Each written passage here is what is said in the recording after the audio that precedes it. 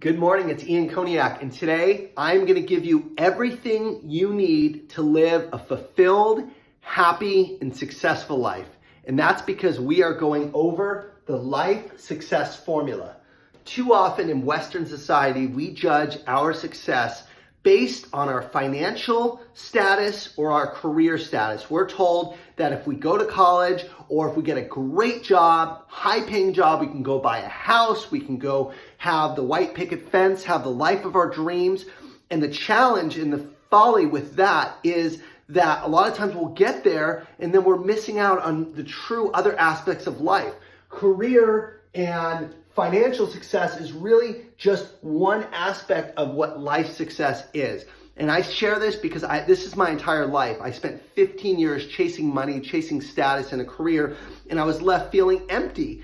And the past 3 years, I've truly filled my cup with all the other key areas. So today, I'm going to share with you exactly what are the areas in the success formula, why they matter, and give you an exercise to take an inventory of where your life needs the most focus, right? And it can vary for everyone. I think my target audience is probably between 25 and 45. I'm not talking to people in high school about this. I'm talking to people who have gone down this road and they said, I don't know what is missing, but I'm not truly happy. I know that life can offer more. I know that there's more meant for me. Well, this is for you because the harsh reality is that life is really short. I'm 40 years old, and if I don't do this now, I probably would never do it. So for me, what I realized is a big area that I was lacking in was growth and contribution and feeling that I was giving back, right? Which is part of the success formula. So let's walk through each of the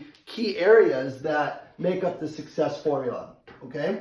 Financial. This is how would you rate yourself financially? How are you doing? Do you have enough savings that you want? Do you feel like you're in a place where you have abundance? You don't have to worry about money. I'm not talking about you could always want more or wish for more, but is your mortgage covered? Do you have the house you want? Are you a provider and you don't have to stress about money? If you're not worrying or stressing about money, you can rate yourself a 5 in this financial category.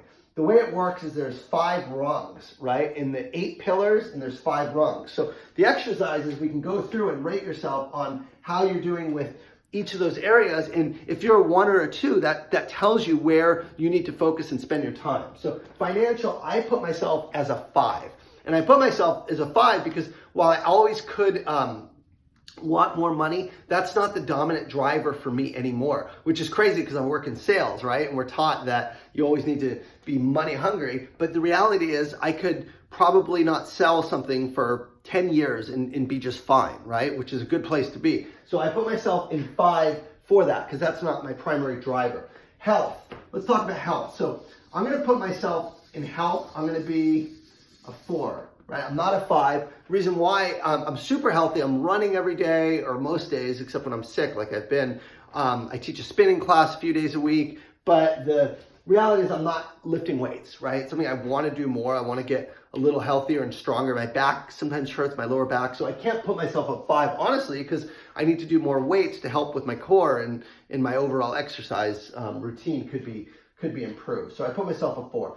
Emotional is your mastery of your emotions. How are you feeling most of the day? If you're feeling your mindset, your thoughts, your belief, if everything is like a pity party, if things are negative, if you're always thinking about what you should be doing, you feel like you're not doing enough, you feel down a lot, you're depressed, you're just beating yourself up on a regular basis, right? That's what emotional is. It's mastering the way you feel about yourself, your mindset and your emotions. So I would put myself, again, probably at a 4 for the sake of this exercise. I'm doing it with you because I do fall prey into habits of beating myself up and thinking I'm not doing enough. But more and more as I get down this path of teaching and coaching and personal development, my emotions are being filled up because of my contribution. As I mentioned, I'm giving back, which makes me feel good on a regular basis, right?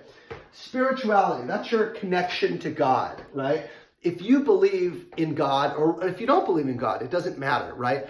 I personally believe that in order to be at your very best, you have to have some kind of connection with the universe or something bigger or something greater than yourself. For me, I I'm usually someone like has to show me something for me to believe it, but until recently, like I said, I met my wife at Tony Robbins, so I'm a huge proponent of personal development. That to me is like proof of God's existence or the universe existence. I've had a few near-death experiences in my life where I feel like someone was watching over me. There's been people that have come in at very unique times, coincidental, serendipity, whatever you want to call it, but it's taken me a long time, but I'm fully a believer that there's something greater than myself, and that if you're following your heart, if you're following your passion, the universe will help you get what you want and will watch over you. And that to me is unexplainable, but that's what I would call spiritual.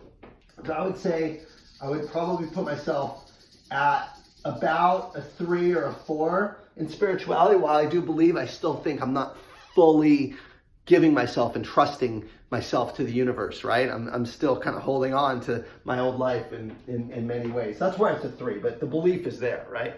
Hobbies and fun are like, what fills your cup? What do you enjoy doing, right? If you have hobbies, I mentioned I run, right? I'm trying to get my wife to play the piano. We bought a keyboard for her. Things that you do, hunting, fishing, whatever it is, that on a regular basis give you joy, travel, right? So I would say pretty darn good with the hobbies and the fun. We travel a lot. We both love photography. I'm doing this Instagram. That's certainly a hobby, although it's probably going to be a business at some point.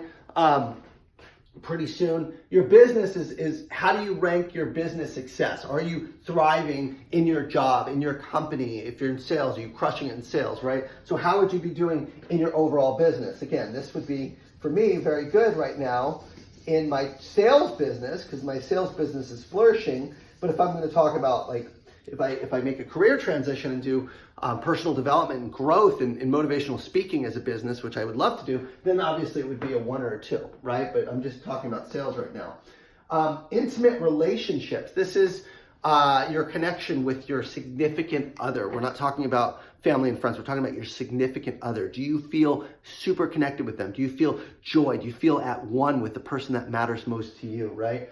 Sandy and I, again, it can never be perfect, but we're doing pretty darn good. I'd ask her to fill this out and see what she says. That'd be a good exercise to go through this with your significant other and see kind of where you guys are at. But intimate relationships, I would say, is a 5 right now for me. And then friends and family, right? This is also, so you can have your spouse and that's it and be wonderful, but then there could be codependency. It's like you only have each other. You have to have friends, family, other people. Like Sandy needs girlfriends to go out with and hang out with, when she's not just me. Otherwise, if I'm not around, like, what are you going to do? So the human connection piece is within here. Again, I have very good friends, very fortunate in this area where I would say it would be a 4 or a 5. Now, there's certain areas that it's not perfect with certain members of my family that we certainly could be closer with. But if I'm looking now at this chart, I'm saying, well, I still have some spiritual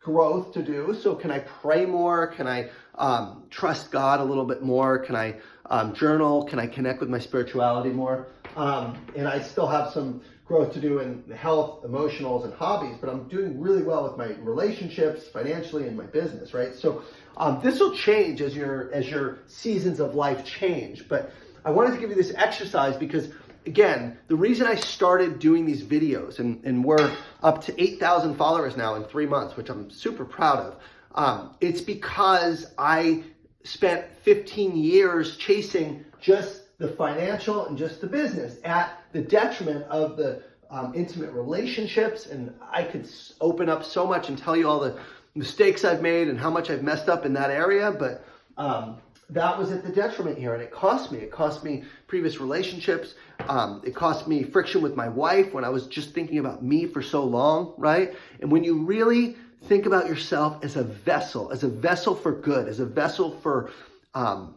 love, when you lead from your heart and when you're working from a place bigger than yourself, when you're being guided by spiritual being, by the need for growth, right? When you're doing something bigger than yourself, when you're out of your head and into your heart, the universe does help you get what you want. And I'm living proof, because if you would have asked me this 5 years ago, it would have been all 1, 2 around most of it except financial and business. So I'm telling you, that's not everything. focus on the areas, do this for yourself and focus on the areas where you're lacking today. Thanks, guys. Have a great day.